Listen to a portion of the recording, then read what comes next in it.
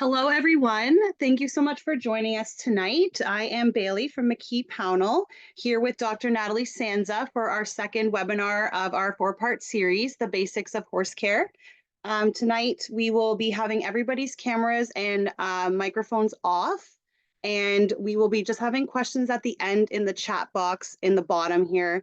If you have any questions, I will read them to Dr. Natalie at the end, and then she will answer them then.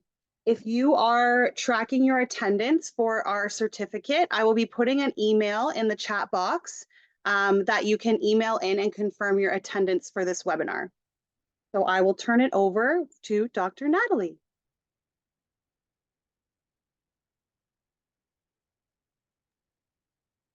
Hi, everyone. How everyone's doing today?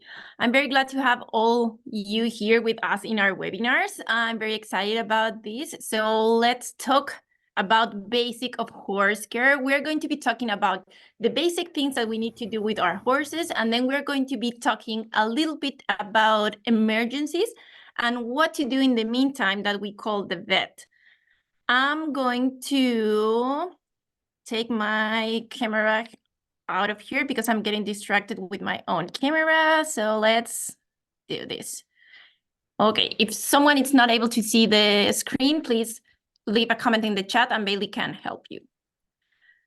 So let's start with the basic. What is the first thing that we're going to do with our horses?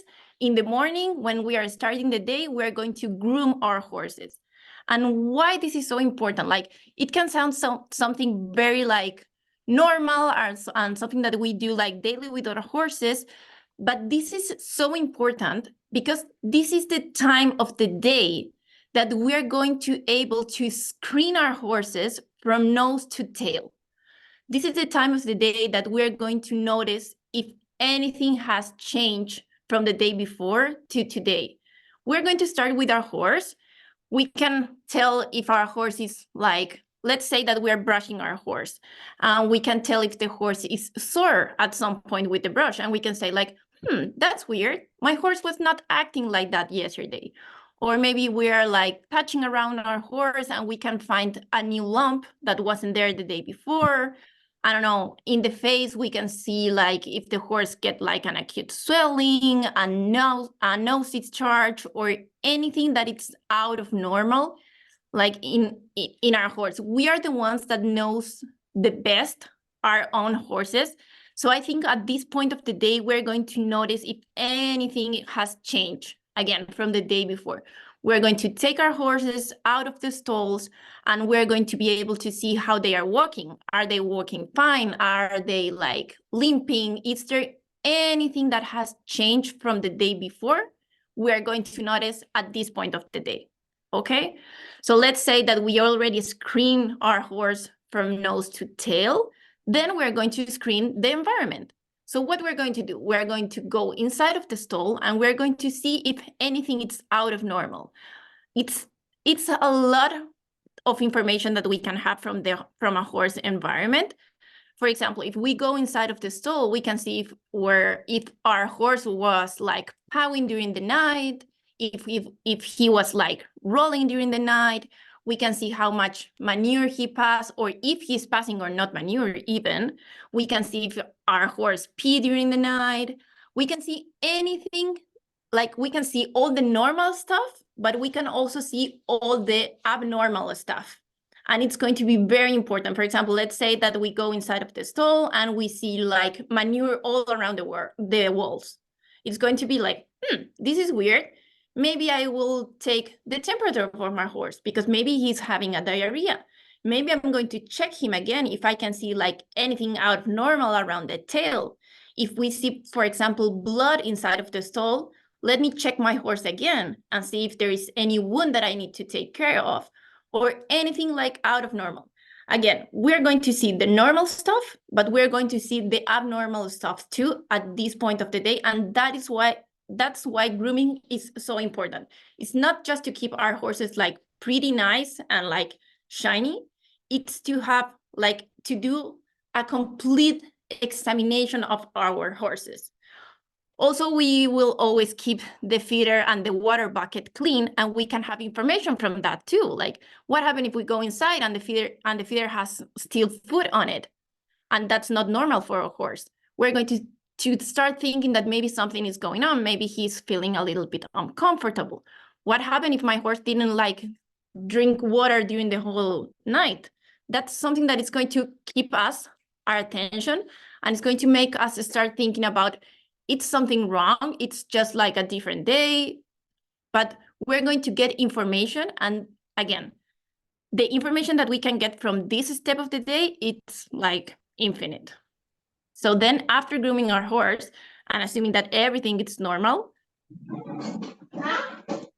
sorry, is there a microphone that it's like making a little bit noise? Okay, then we're going to go to the hoofs of our horse, okay? I know that already Dr. Viviana did an amazing talk about lameness and she talked about hoof maintenance and everything, but it's always nice to have a little reminder about it.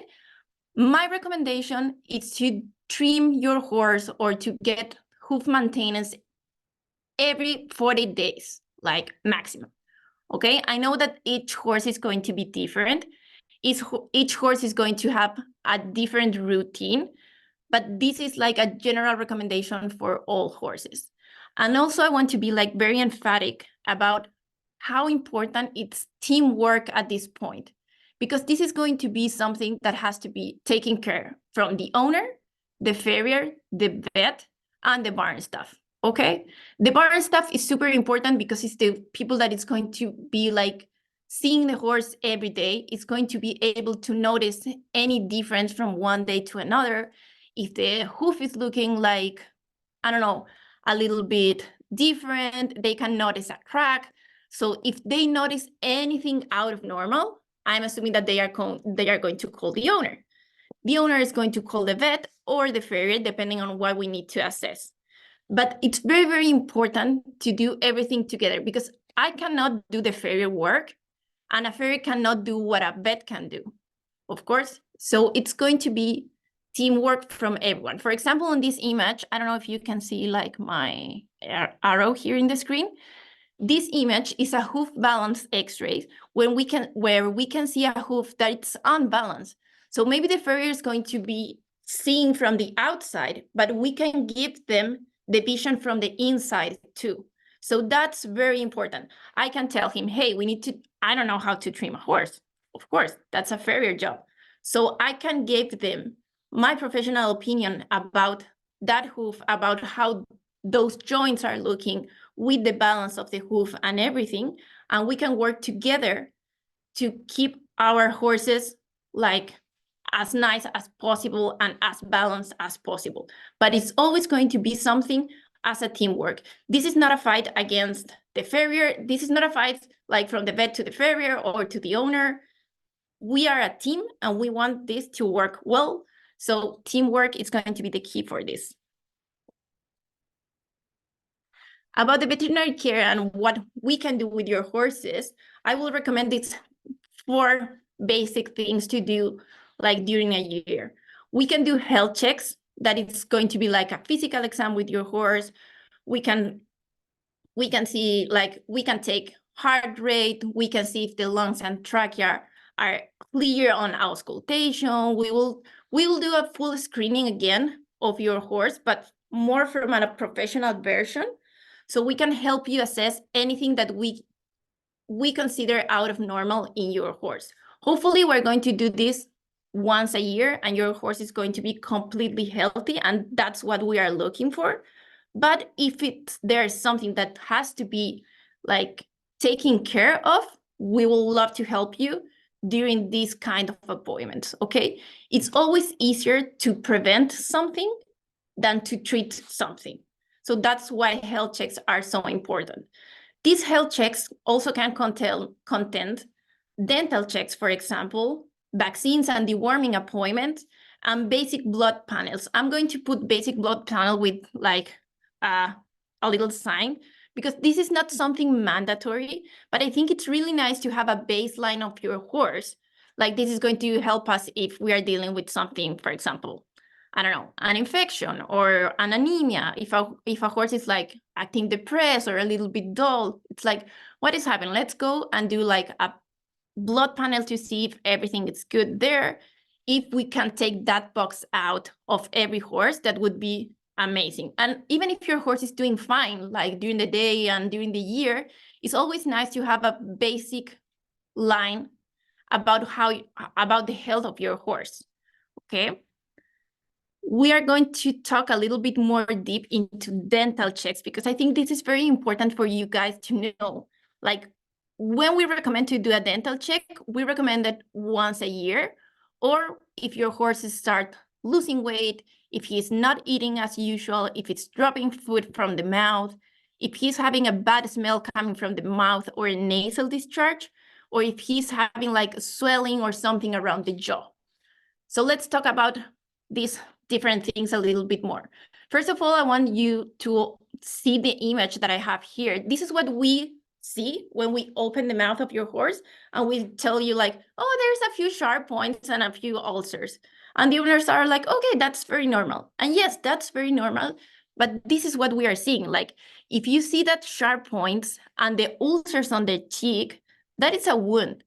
And that is something that is going to bother your horse, of course. It's not going to let him eat properly or anything. And it's something that is going to be like causing pain all the time. And we don't want that for our horses. So when we said sharp points and ulcers, this is what I'm talking about. And this is why it's so important. This is normal. It's very common that happen in a horse. So if we assess the mouth once a year, we are minimizing all these factors that can be causing any issues inside of the mouth, okay? If your horse let's go a little bit back again. Sharp points and ulcers are going to bother a horse, but it's very unlikely to be a major cause of your horse stop eating at all or start dropping food from the mouth. So there is a lot of other dental problems that can be happening. So if you have any of these signs of your horse beside the normal dental check, always call your vet. Some horses, sometimes you can do a dental on January, and then a month after, they are going to have a problem like an infection, or maybe they are going to get a fractured tooth. And that is something that would need to assess again. And sometimes you are going to have horses that will need a dental more than once a year, okay? What is also so important to keep the dental health of your horse, because we cannot create new teeth, okay? We need to work with what we have and we need to take care of that, because this is not something like a soft tissue that we can repair. This is something that if it gets injured, most of the time we will need to like pull a tooth out, and we don't want that because we cannot create another one, of course. So we need to take care of what we want, and a horse is going to need their teeth for their entire life. So that's why dental checks are so important. And again, this is a visual image that you can see, and you can look and you can say like, of course, that's going to bother my horse. So I want to take care of that. Oh, if we're talking about swelling, for example, and if you touch your horse like around the jaw or around the mouth and they are sore, that can be an indication of an infection, and that's an emergency, okay? That is something that needs to be assessed as soon as possible. We need to see if there is an actual infection around the tooth or around the root of that tooth, okay? We can make that with a dental exam, and most of the time with x-rays too. Then let's talk about a little bit about vaccines. I would say that we have different categories of vaccines. We have core or basic vaccines that we recommend to do once a year in all our horses. That is rabies, tetanus, Eastern and Western encephalomyelitis, the West Nile virus, rhino flu vaccine. Okay, that is like the basic package that we always recommend to our clients. Then we have other vaccines that I think it's going to be very popular, and it's going to be like taking the attention of everyone, the strangle vaccine, due to the situation right now around with some horses with the strangles. We also can have the Potomac horse fever vaccine. And then we have another category that we call it alternative vaccine, that it's a multi-vaccine that has a lot of agents inside of one vaccines. But the problem, I will not say a problem, but the thing about this vaccine is that the multi is amazing for most of horses, and it's going to be cheaper for the owners, of course. But also there has been reported more reactions to this vaccine. So after a vaccine, it's normal or common that a horse is a little bit off the day after, but they can also develop a swelling and they can be very sore in the neck. And usually we got that kind of reactions more with the multi-vaccine than the other vaccines, okay? And then I'm talking about vaccines, you will always going to listen the question from your vet, like, hi, is your horse up to date on vaccines? And I think the natural response is to say yes, or I don't know, okay. No one ever knows what vaccines or when those vaccines were done. I think it's a yes, or I don't have a clue. So it's very important to keep a register of all the vaccines that we are doing in our horses. And the other thing that it's very important, it's like most of the vaccines that we do need boosters. So what that mean? That means that we're going to do, let's take rhino flu, for example. We're going to do a rhino flu vaccine today. And if it's the first time that your horse is getting that vaccine, or it has been more than 1 year, since the last time that your horse got that vaccine, you are going to need to do a booster, okay? So we're going to have the first vaccine, then three weeks later, we are going to have the booster. This booster is very, very, very important. And then we're going to vaccinate our horses once a year. It's very common to see that sometimes we have horses, we have a vaccine history about a horse that got vaccinated, let's say 2021, with 1 dose. Let's say that this horse was not vaccinated before. So this horse got vaccinated on 2021 with 1 dose. He never got a booster. And then on 2022, you did again a yearly vaccine of the same rhino flu, that it's the example that we're taking. And then 2022, you did another one. But if you go over that history, you are misvaccinated that horse for years because that horse never got the booster vaccine, okay? So it's very important to keep an eye on that. And I will do a confession. Sometimes we as vet, we forgot about the boosters of our clients. It's not that we are going to forget about the fact that we need to do a booster, but we forgot about the dates.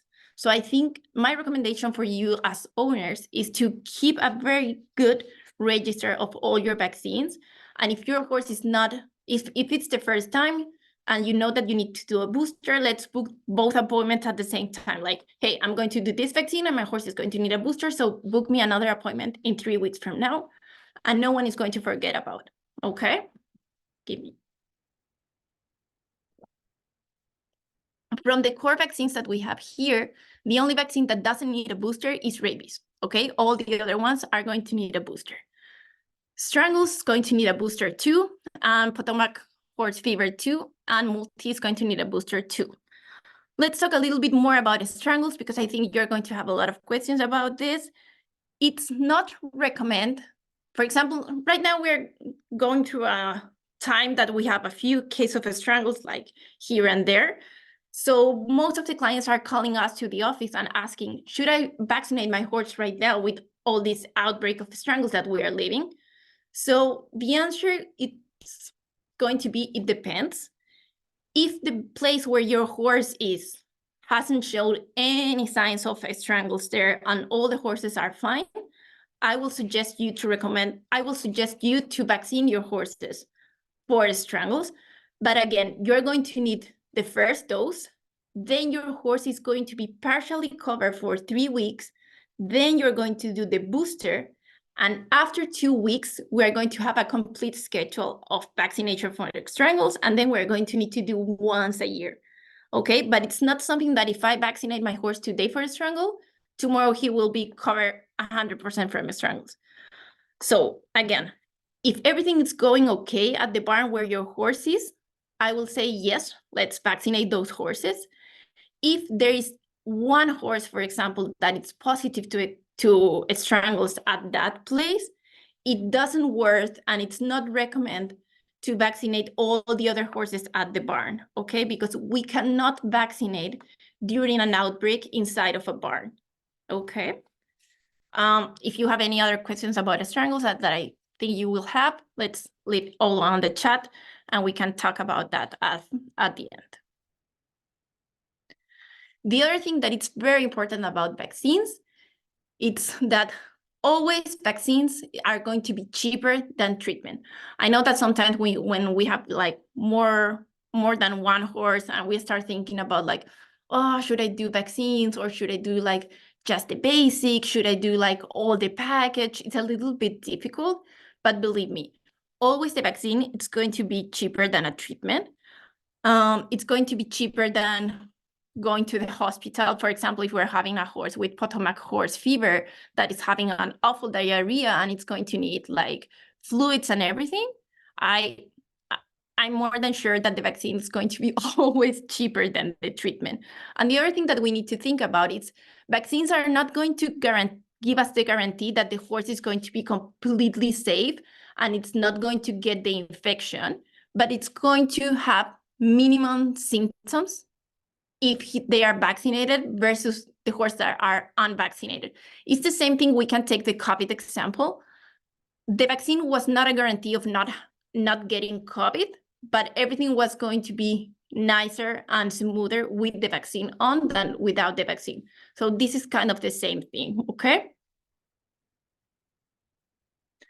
Then if we talk a little bit about deworming, I left you here a general guideline for deworming, but more than like keep this by memory in our brains, I want you to understand why we are deworming horses and why there is a schedule and guidelines for do this.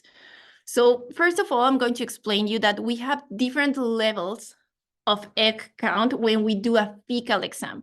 Why a fecal exam is so important? A fecal exam is going to give us information about if your horse is a low egg count, a medium, or a high. Okay, first we're going to have those three things about a fecal. Then with the fecal, we're going to know which kind of parasites we are dealing with, and we can choose the exact and right deworming for that parasite. And what that's going to help us with, it's going to help us to assess better the condition of the horse. It's going to help us to create less resistance with the parasites. Right now, we're going through a time that we have like 20 dewormers on the market, but because of the misuse of these dewormers, we are actually able to use just 3 because all the other ones the parasites are creating resistance to. So we can do like 3 applications of deworming and that parasite is not going to disappear. So the best thing to do is always do a fecal if we were going to deworm our horses. This is a schedule that we can follow yearly. It's not going to be the same for each horse. I know that depending on the environment and depending on everything, it's going to be a little bit different, but I want you to understand this schedule that I have here. So let's say that in April of each year, we are going to deworm our horses with ivermectin. Then 10 to 12 weeks after that first treatment, we are going to do a fecal. And you may be thinking like, what I'm going to do a fecal like 2.5 months, 3 months after my first deworming? It's because this first fecal of the year, it's going to help us classify our horse, okay? And depending on the classification, again, low, medium, or high, we're going to follow another schedule for the rest of the year. So let's say that we did a fecal and your horse is a medium egg count. Then in July, we're going to use a different dewormer.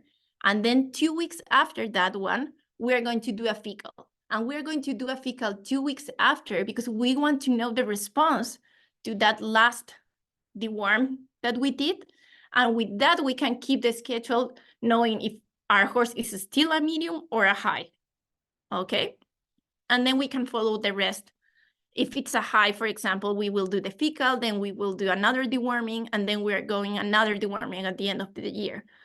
So sometimes it's something that we do so routinary. And I have heard a lot of times that you deworm horses every 3 months. I would not say that that's completely wrong, but sometimes it's completely unnecessary. And we can have that answer from a fecal exam, that it's a lab test, that it's not expensive, and we can assess and we can contribute to the health of our horse, and we can contribute to create less resistance on the deworming that we are using, because we don't want to get to a point where we are not able to use any deworm because we are already abused so much of all the dewormers that are available in the market that we're not going to have anything that actually works for our horses. Okay, so this is a slide that I use just to give you an idea about the normal vital signs of an adult horse. It's not something that you need to have like in your brain all the time, but if you want to take a screenshot of this or a photo of this, it's very important. I think it's very important to know the temperature. Some people will take it on Celsius, some people will take it on Fahrenheit.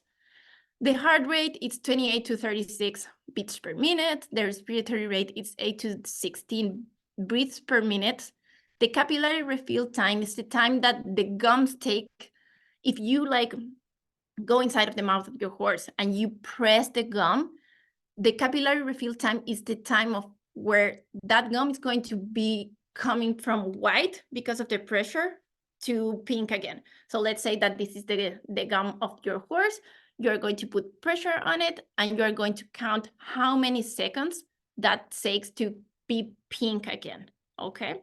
And that is going to give you an idea of the hydration that your horse has or dehydration that your horse has at that point. And the other thing, the gums always need to be moist and pink, but there are going to be a few differences between horses. So don't get panic if you go to see one horse and it's bright pink, beautiful and shiny, and then you go to see another horse that it's a little bit more pale, but the horse is still bright, it's alert, and the gums are moist and shiny. That's normal. We're going to have slight difference of the colors, so let's not compare. Of course, if you have something like very, very different, like almost a white gum, that's going to something to be like afraid of. But keep it in mind that not all horses are going to be exactly the same. Okay, so going a little bit into the emergencies, this is a basic emergency kit that I recommend to everyone who should have inside of the barn. Okay, so we're going to start with a thermometer to take the temperature. I highly recommend the electric ones if you are old-fashioned and you want the ones from like Mercury or something like that. Those ones took very, very long to work. So it's not ideal for horses. The other thing that I want to say here, it's like, if you're taking the temperature of your horse, grab that thermometer very well, because it's very unlikely to happen, but I have seen some thermometers going like completely inside, and that's not something that we want to see. Then we can have a stethoscope. Again, there's a mark here. A stethoscope, it's the tool that we use to like hear the heartbeat, the abdominal sounds and everything. But this is going to require training on this, okay? So you can have it. You can start training with your horse if you want, but don't get like crazy if you don't have one, because this is a tool that can help you a lot, but also if you don't know how to use it, it's going to be more tricky than helpful during an emergency, okay? Then we will need a wound cleaning solution. Can be the normal saline solution that we can find in the pharmacy. Has to be like clean. That's the important thing. And for example, if you have those wound solutions that they sell at Walmart or at Shoppers or anything, try to always keep it in a clean place. And if you're going to use it for more than one time, never go with the jar or the bottle or anything, like with direct contact with your horse. Okay. Then I will recommend also have a chlorhexidine or betadine scrub if we need to clean something, a sterile and clean gauze, cotton and bandage material, antibiotic or antiseptic cream. Again, a mark here. This is something that can help us, for example, with a superficial wound or with like a little scratch, but it's not something that we're going to apply in all the wounds or in all skin problems that we are going to see. Okay, so it's good to have it on hand. So you can ask your vet if you're having something like very minor in your horse. You can say like, hey, can I send you a photo? You can send a photo of this like scratch or wound, and you can say, hey, I have this and that cream. Can I apply that to my horse or not? Okay, but always ask for a recommendation about this. Then duct tape. Oof, this is marvelous. This is going to help you with 99 of the problems that you need to fix with your horse. Then always have a flashlight. I have seen a lot of times where owners call you for something and they say like, oh no, it's not that bad, blah, blah, blah. And then you go there and you use like a flashlight or the flashlight from your phone, and it's something different from what they described to you just because they didn't give a good look to the horse. So always use it. It's a very, very helpful tool and something very easy. We all have one in our phones. So I think there is no excuse to explore something that we have a doubt about with a flashlight. Then clean towels, it's always helpful to have on hand too, and vet rub. Okay. And then my favorite part. So we already create this perfect world for our horses. We already vaccinate our horses. We are deworming our horses. We are having like yearly health checks, or even more. But of course, your horse is always going to find a way to create an accident because that's who they are. Okay. Sometimes we cannot trust them, and we are going again to create this perfect environment and everything's going to be like set up for success, but accidents and emergencies is something that is going to happen all the time. And the most important thing that I will recommend you is to keep calm and not like drive crazy into a panic situation, because right now we're going to talk about a little bit of the emergencies and what to do in the meantime. So you're going to be trained on that and you're going to be able to face everything, okay? So let's talk a little bit about emergencies. The first emergency that we're going to talking about, it's allergic reactions, okay?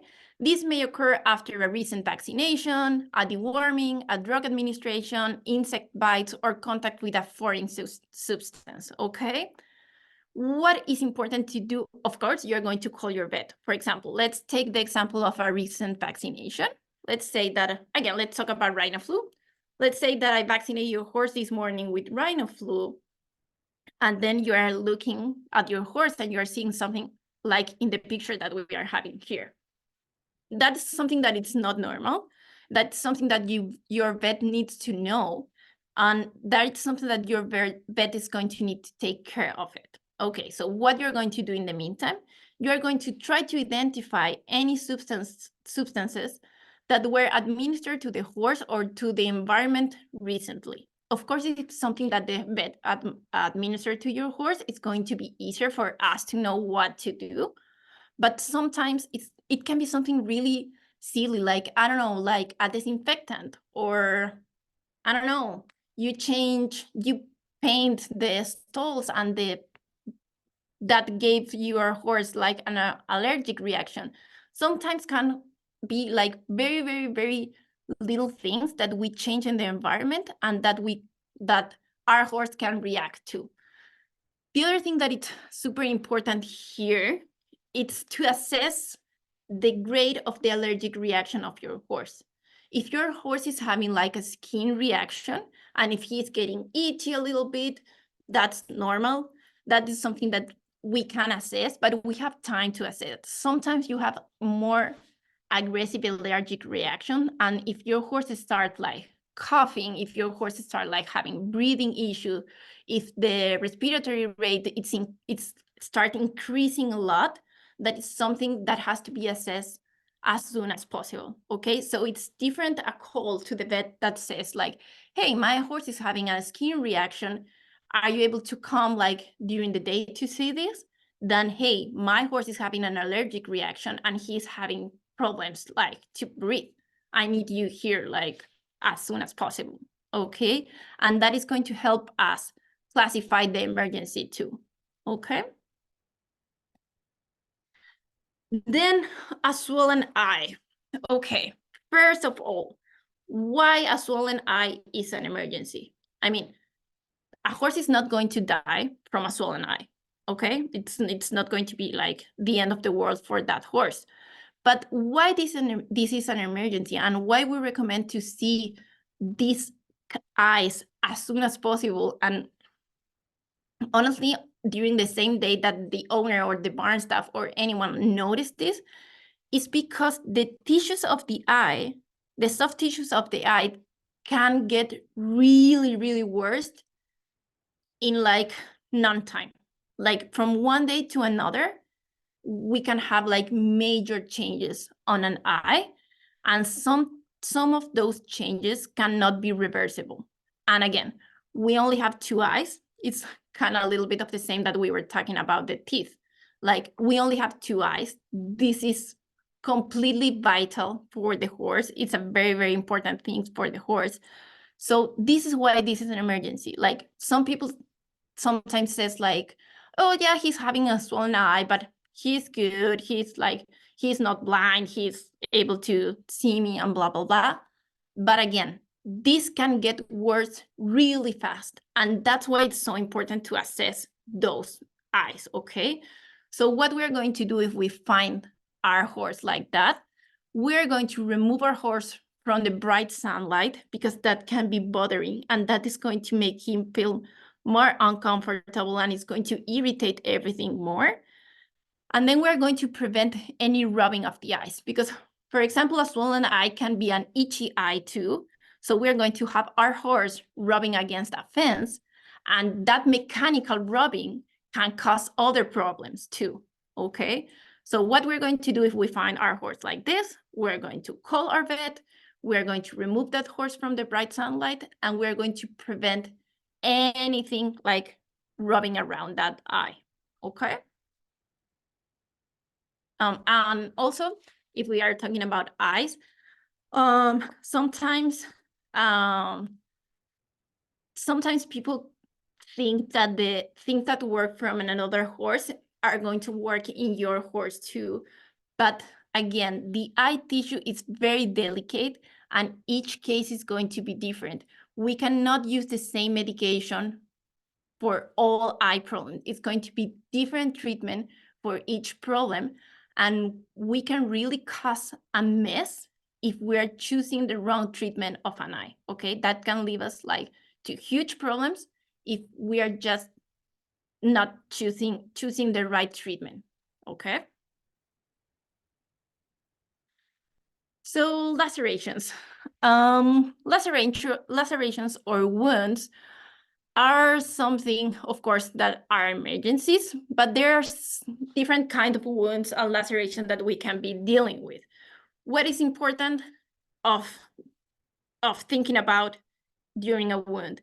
Okay, my horse got injured, my horse has a wound. What I'm going to do? I'm going to call my vet, of course, and then I'm going to first of that, I'm going to assess my horse, of course. And we're going to look for a major hemorrhage, for example. If your horse is bleeding, there are different kind of bleeding that we are looking for. If your horse is just like, for example, this horse on the chest, it's just bleeding and like with dripping a little bit with the blood and everything, that's something, of course, that we need to take care of it. But we will not be like crazy about stopping the bleeding. But what if that bleeding has pulse? And when I'm talking about pulse, it's like sometimes you have wounds that you look at the bleeding, and the bleeding, it's like a heartbeat. So you can see like the blood coming and like boom, boom, boom. That's something that we need to assess even before the vet came, because that can lead to a major hemorrhage in our horse. Because if we are seeing pulse, that is coming for a major blood vessel, and we need to stop that hemorrhage. So here's where our emergency kit comes in. And with our clean gas, for example, if it's a laceration on one of the limbs, maybe it's going to be easier because we can do a tourniquet and we can stop the bleeding of that wound. But for example, for this wound that is on the chest of the horse, what we're going to do, we're going to do pressure, okay? So if we're dealing with a wound that is bleeding a lot and we need to stop that bleeding, we are going to grab our very clean or sterile gauze, and we are going to put pressure on that wound. And it's not going to be 30 seconds, it's going to be minutes. So hold there and stop the bleeding in the meantime that the vet comes, okay? We're going to try to keep this wound as clean as possible. So for example, if the horse got the wound outside on the paddock and he's able to walk fine and everything, we're going to take him inside to keep everything as clean as possible. We are not going to apply any local medications if it's a wound that a significant wound, okay? Because if it's not something like very superficial, like let's say a small cut or small scratch, so we are calling our vet to assess this wound. We don't want anything like covering or causing like any problems before the vet comes here. For me as a vet, it's so much easier to assess a clean wound than a wound that you have been putting like cream or anti-inflammatory or anything on top. So then I need to clean the wound, and then I need to clean the cream from the wound too. So it's going to be like double work. And also we can like face things with the cream, and we don't want to do that. Then the thing that is very, very important about wounds that your vet is always going to ask you during the appointment, they're going to look at you and they are going to ask you like, hey, is your vet up to date on the tetanus vaccine? And the owner again is going to say like, yeah, or I have no idea.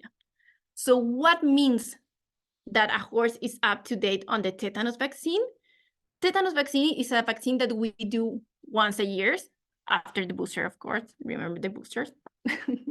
So we're going to do tetanus vaccine once a year. But if your horse has an accident between this year and his last tetanus vaccine was more than 6 months before that accident, we are going to do another booster of this tetanus, okay? I'm not saying that we're going to do, okay, let's, if you can see me, I don't know, you can see me on the screen. So we're going to do the yearly and regular tetanus vaccine. If your horse has an accident before a year, and if that vaccine was more than 6 months ago, we're going to do a booster. But this new vaccine doesn't need another booster, okay? We're just boostering because we are inside of this year, but more than 6 months. I don't know if I may make clear about that, but we're going to booster the yearly vaccine, okay? That doesn't mean that this new one is going to be it's going to need another booster, no. Okay, so then we can do a yearly vaccine after this new vaccine that we did here, okay? Other emergencies that we can have is a sudden leg swelling or a sudden lameness on our horse, okay? I put these two things together because sometimes can come together, sometimes can come separately. So if you have an acute swelling on the leg of your horse, we can be dealing with different things.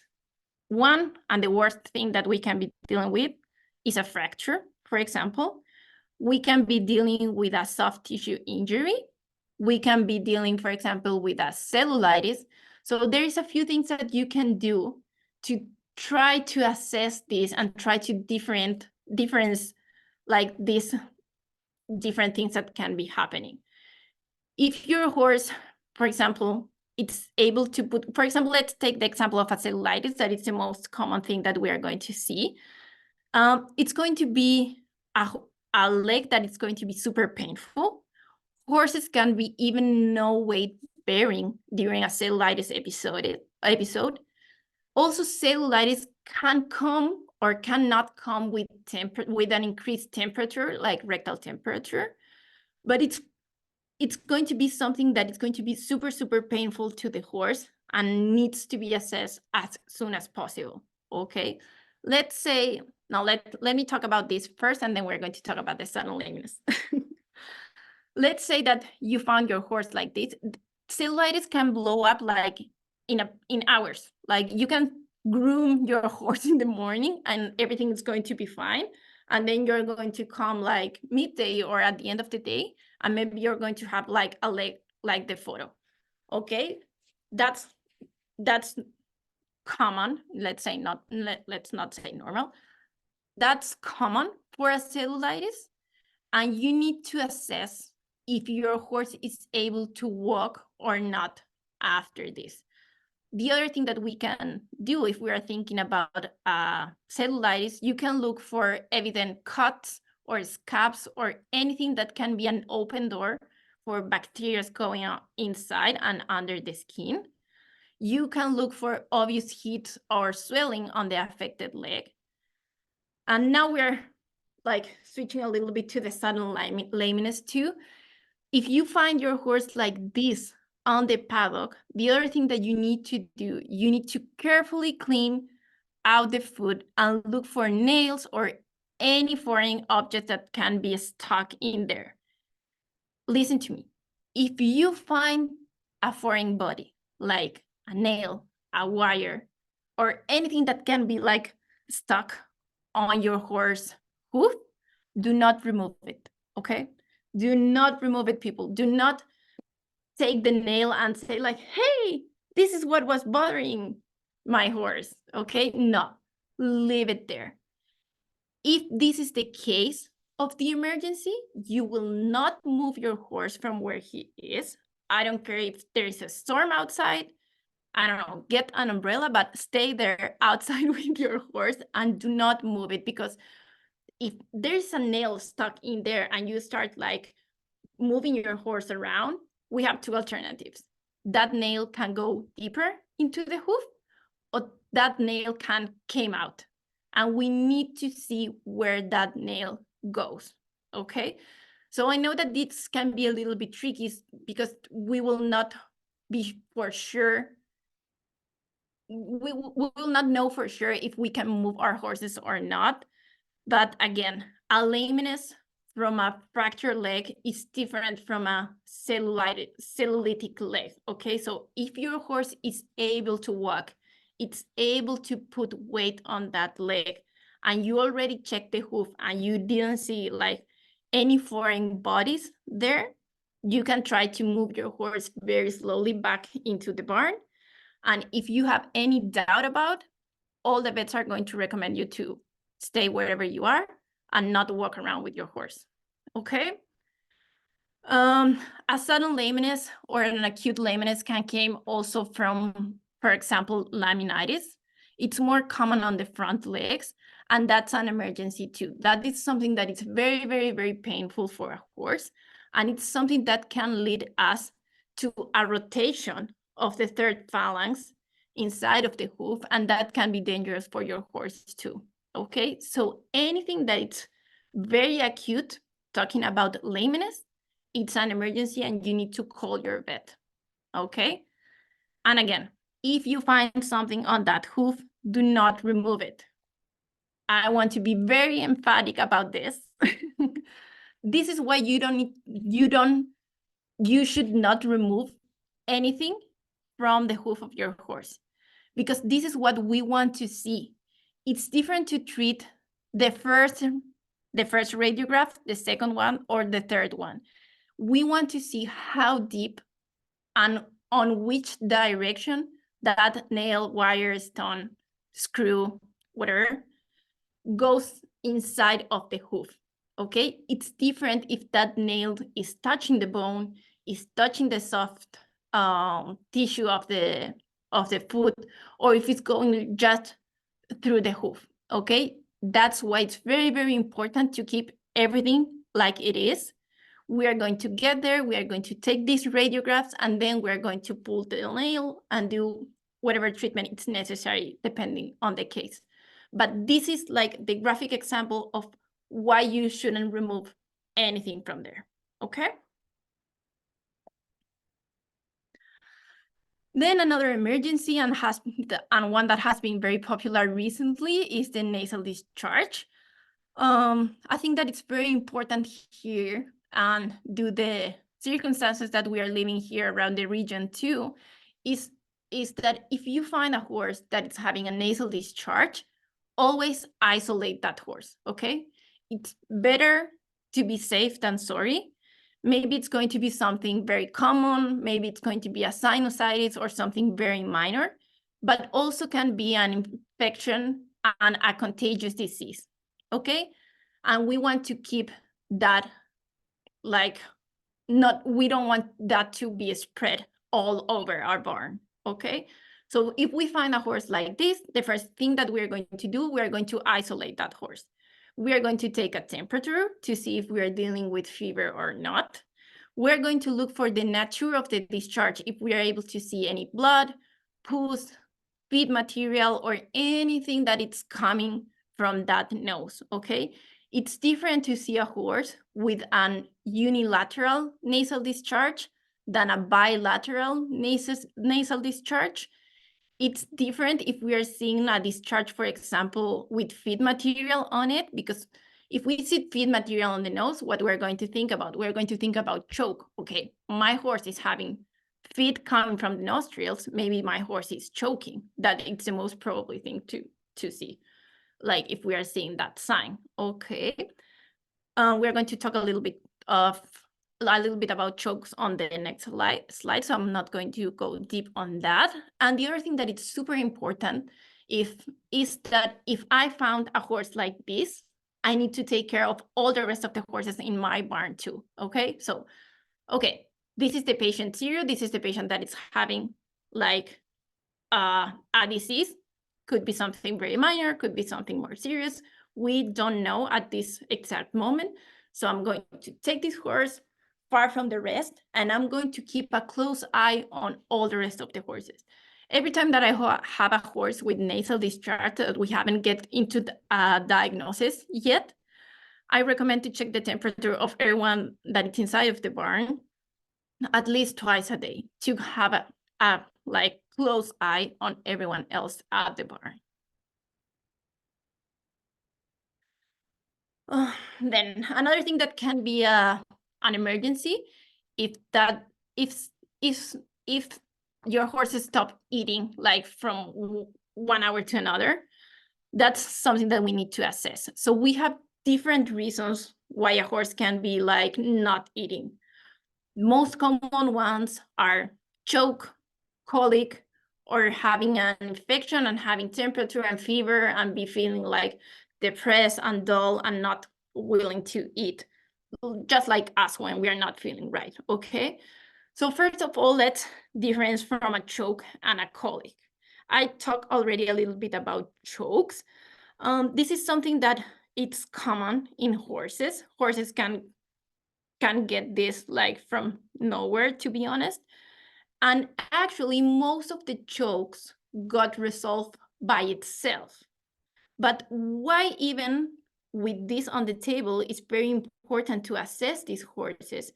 It's because let's say that your horse choked with hay, just with hay.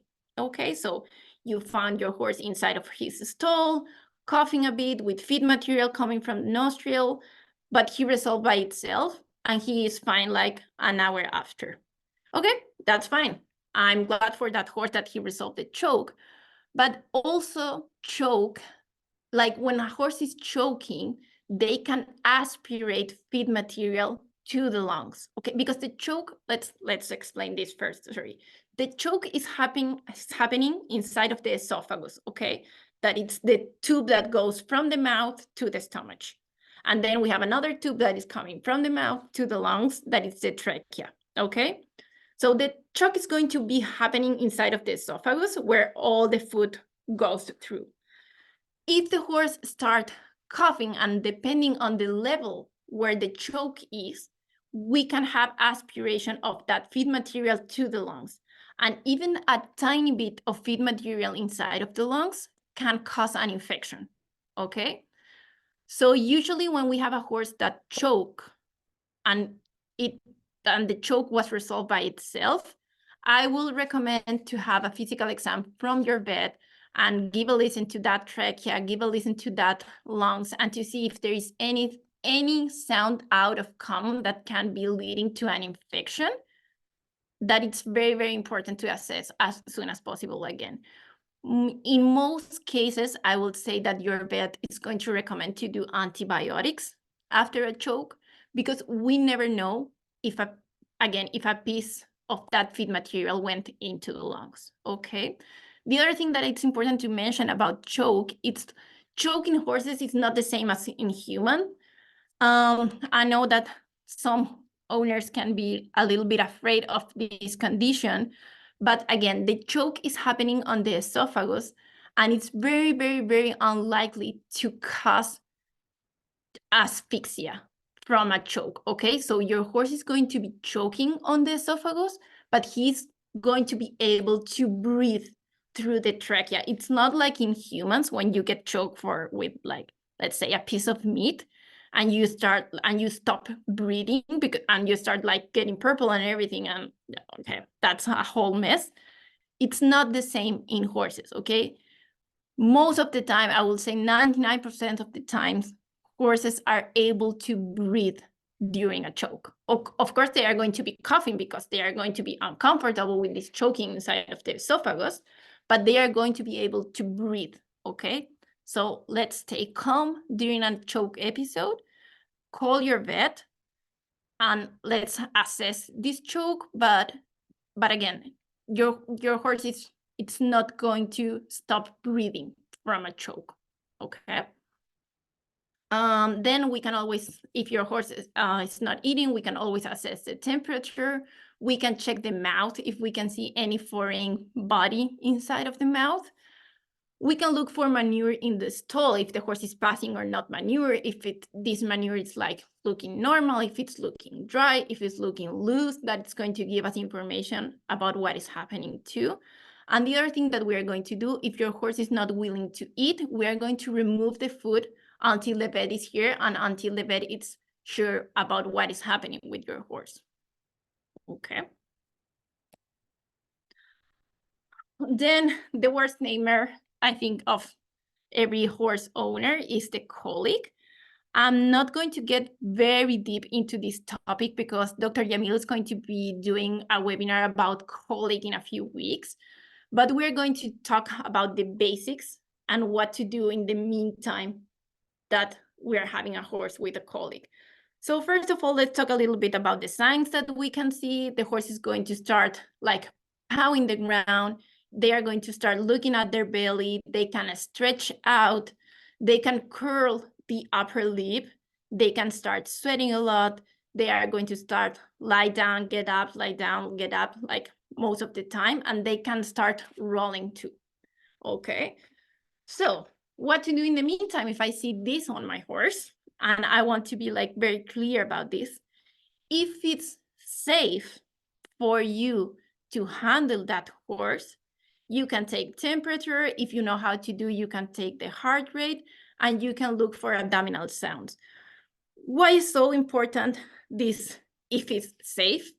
Because a horse that is having pain, it's a horse that is going to be unpredictable. You can have the sweetest horse on earth, but if he's not feeling right, he's not going to be the same horse that he is every day. A horse that is lying down, a horse that is rolling, sometimes the rolling can be very, very aggressive, and horses can be very difficult to handle, okay? So I want to be like very clear here. We don't we want to minimize the rolling, of course, during a colic, and we want to keep the horses walking and everything.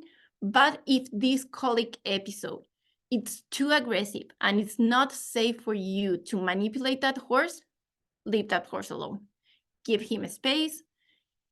Sometimes horses are not going, they are not, of course, they are not want to injure anyone during these episodes, but again, they are not feeling right. It's the same as us. If I'm not feeling right, I will be super grumpy. I need to admit that. Like, it's going to be, I don't want to eat, I don't want to drink, I don't want you to touch me, I don't want you to do anything to me. And it's the same with horses. Okay. So again, if it's safe, manipulate that horse. If it's not safe, leave him alone. Okay.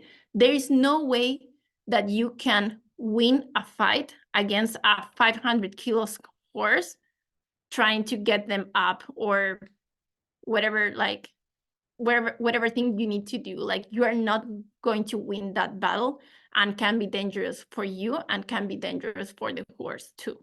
Okay.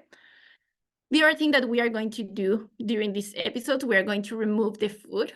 We're going to watch for passing manure and gas. And again, if it's safe, we want to keep those horses walking around, okay? We want to minimize the rolling, the laying down, and everything. But again, only if it's safe during an colic episode. The other thing that can be important here, and that can add information to your vet, that it's going to be helpful: when was the last meal? What he ate on his last meal? Did he eat everything? Did he left a little bit? Does this horse has any history of colic? What kind of colic? Every colic is going to be different, but having a history and a background of that, it's going to make our lives a little bit easier. Okay, so if you can get all that information around, that would be great. And that's why I wanted to talk about you guys today. A little bit of everything I know. So if you have any question, please leave everything in the chat. If I wasn't clear about something during the presentation, please ask. Feel free to ask anything that you need.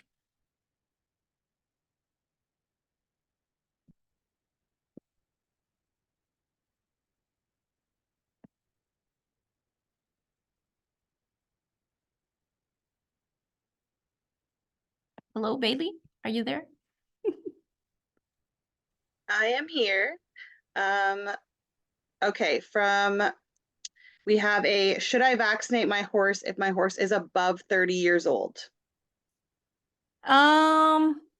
Yes, it depends on the environment that your horse is living to. If this is a horse over 30 years old and he is living alone at your farm and he has no contact with other horses, maybe we can do just like the basics vaccines, or maybe we cannot do vaccines. The vaccines are not going to harm a horse, so I will actually recommend to vaccinate this horse even if he is older. It's always nice to give them a hand on anything that they can be dealing with, because after all, the vaccines is like to create an army for the horse. So we are going to create soldiers on the immunological system of the horse. So what is a vaccine going to do? It's going to train that army how to respond in case of an actual virus, of an actual bacteria. So it's going to help the horse all the time. Maybe I will not recommend to do all the vaccines, like, let's say, like strangles, Potomac horse fever, and all the vaccines that we talk about. Maybe just the basics, but yeah, there is no point to say no to a vaccine because a horse is old. Okay, a couple more here. Question about the worming schedule. Are you suggesting that they get wormed a minimum of 2 times a year, even if their fecal is low at every test? Yes and no. It's going to depend on each case, and it's going to depend again on the environment. I would say if we are doing fecals, let me go over the. Are you suggesting that get warm a minimum of 2 times a year if their fecal are low every test? Maybe not. I will suggest you to do like a full year of the schedule that I recommend. If we're seeing, like, for example, that your horse is a low egg count and we do like a deworming and we do another fecal and maybe the horse it's like 0 again, we can play a little bit with that dewormer schedule. But again, it's going to depend on each horse and it's going to depend on the environment that that horse is living. I cannot give you a complete right answer to every case because there is no a unique answer. But if your horse is living in a very clean environment and we are doing fecals and their fecals are very low or even 0, if a fecal comes back with a 0 egg count, there's no need to deworm that horse again. I don't know if I was clear with that. Okay, and from Dawn, we have a fantastic presentation. Can you tell us the pros and cons of Potomac fever, strangles, and botulism vaccines? Yeah, of course. We can talk about vaccines in general, and I think I already answered a little bit this question with the Army example. Vaccines are always going to help your horse. I know that sometimes owners can be a little bit afraid of having like reactions to the vaccine or some symptoms after the vaccines.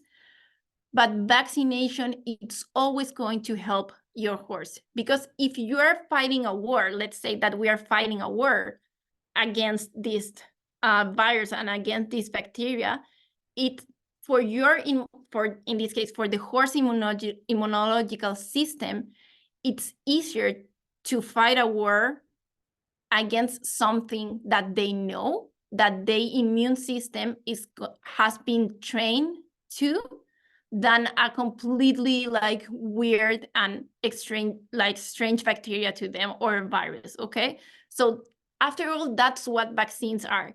Vaccines are training for the immunological system of the horse, and always it's easier to play against an enemy that you know than an enemy that you don't know.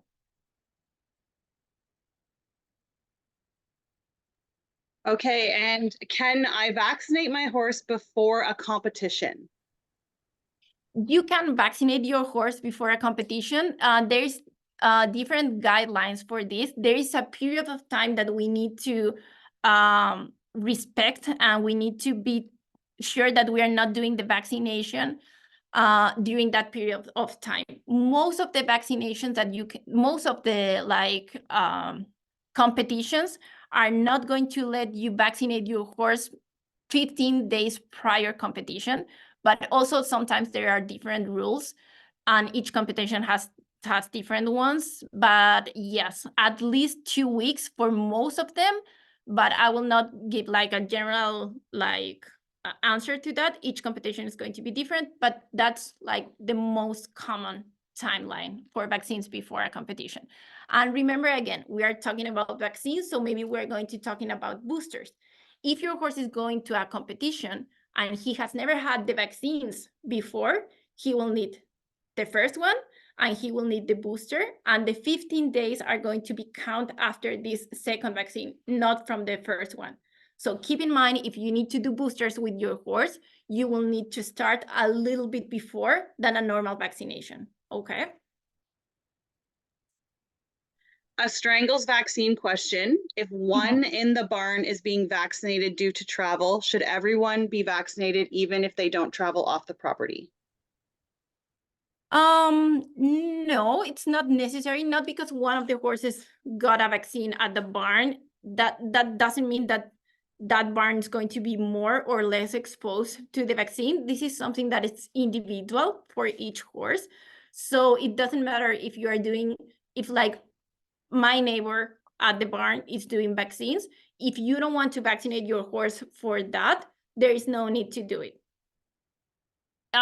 Of course, we can create like herd immunological status at the barn. If we vaccinate all the horses, that is, of course, is going to be better if everyone at the barn is following the same schedule, but that is not mandatory. Like if the horse on the stall next to yours is getting like 5 vaccines and you are not doing those five vaccines, it's not mandatory that everyone has to have the same schedule.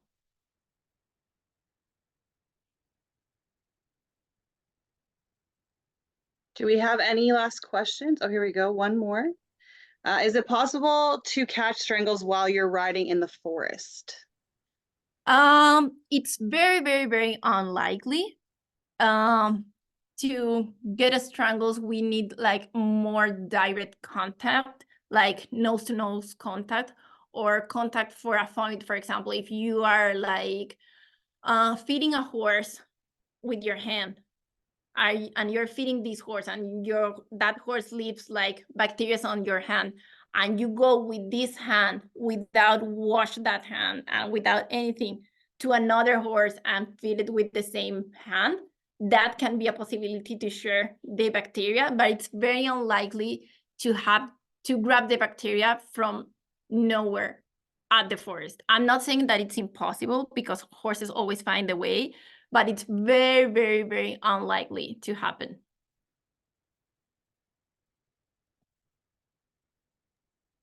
A question here about Potomac horse fever. I've heard that Potomac horse fever is becoming more common. Should horses that are not near standing water still be vaccinated?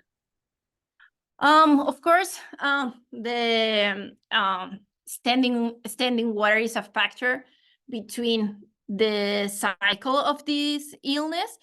So maybe it's more common because of the temperatures that we are having this year also. Potomac horse fevers need, of course, the standing water, and it's a little bit of temperature to be like up and outside on the environment. So I think that's why it's becoming more common. If your horse is not exposed to any of the risk factor, you can skip that vaccine. If your horse is like not like a perfect environment for this disease, I will say yes, you can skip that vaccine. But we are coming again to the same thing. A vaccine is not going to harm your horse. It's always going to help him. But I agree with you that if we don't have any risk factor for that disease, we can skip that vaccine. And Elizabeth is wondering, I'm just worried about taking my horse out and potentially exposing others. Would vaccinating my horse be a bit of an insurance against infection? Yes, it's going to be a bit of an insurance to that. We cannot manipulate every factor on these cases, but of course, a horse that is vaccinated, it's going to be more protected into like facing any of the illness that we are talking about. And it's going to help, but it's not 100% guarantee that you're not going to be taking anything back to the barn. And again, these things happen. Now that we are living this outbreak of strangles, some people are feeling like very guilty when their horses are the patient zero. But this is something that happened. This is something that it's common, that we can create the perfect environment again for our horses, but they can still get ill from these things. So of course, 100% a vaccine is going to help you, but it's not going to give you 100% guarantee. But nothing is going to give you 100% guarantee that you're not taking anything back with you to the barn. So you can do the best thing. You can follow all the vaccination schedule with the vaccines, with the booster, and everything like how it should be. And this is the best thing that you can do. Like, my recommendation at the end of this is don't lose your mind trying to minimize like everything, because you are not able to handle all the situations, but you can do your best taking care of your whole horse health, and with the vaccines, deworming, and everything.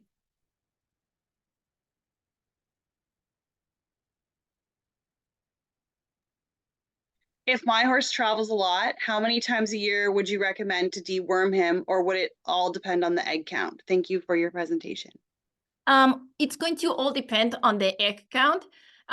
It's easier to handle a deworming schedule with knowing what is happening with the horse. The fact that your horse is traveling around doesn't mean that he's going to be like more propense to have worms or have any parasites. So I will recommend you, again, the same schedule. Let's do a fecal. Let's classify your horse as a low, medium, or high, and let's take the next steps from there.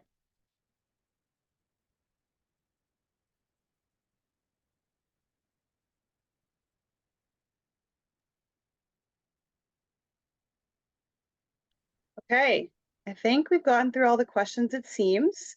So I did put the email in the chat box at the very top for anyone who's tracking their presence at or attendance for the webinars. If you can just send an email to that email there and let us know that you were here. And it was great to have everyone here today, and we'll see you all in April for the next webinar. Yeah, thank you so much for everyone that joined us. And we're very excited for the next webinar that we have. So I hope I will see you there, guys. And again, if you have any question, you have our emails, you have our phones, you can always call, you can always ask, and we will be more than happy to answer all your questions. Thank you, everyone. Have a good night. Bye-bye. Bye.